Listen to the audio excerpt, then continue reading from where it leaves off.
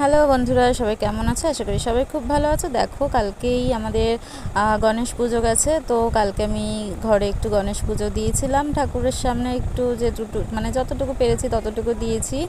তো সেটাই তোমাদের সঙ্গে শেয়ার করছি। আর এখানে দেখো, একটু ফুল টুল দিয়ে সাজিয়ে নেওয়া হয়ে গেছে। নেওয়ার পরে লাড্ডু আর মোদক নিয়ে এসেছিলাম। তো ওর বাবাই নিয়ে এসেছিলো। তো ও বলছে যে মা আমি দেবো করে ও তো হাতের থেকে আমার নিয়ে নিল, কিন্তু হাত আর পৌঁছচ্ছে না, ছোট্ট ছোট্ট হাত। সেই জন্য আমি দিয়ে দিলাম আমার হাতের থেকে নিয়ে। আর এদিকে দেখো, মোদকটা বলছে আমি দেবো। আমি না, মোদকটা এখন দিস না।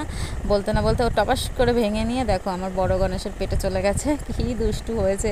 সকালবেলা তো ওর বাবা মোদক নিয়ে এসেছিলো, লাড্ডু নিয়ে এসেছিলো, কিন্তু সেই পর্যন্ত আর যায়নি। তো লাস্ট যেটুকু বেঁচে ছিল, মানে ঠাকুরের জন্যই আনা ছিল এটাও, তো সেইটুকুই আমি দিতে পেরেছি।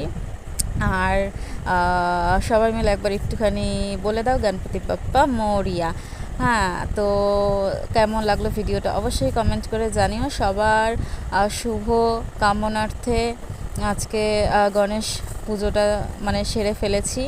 তো তোমরা যে যেটা চাও আশা করি সেটা পাবে, সেরকমই কামনা করি ভগবানের কাছে। আর হচ্ছে, তোমরা যদি ইউটিউব থেকে দেখে থাকো তাহলে অবশ্যই সাবস্ক্রাইব করে পাশে থেকো।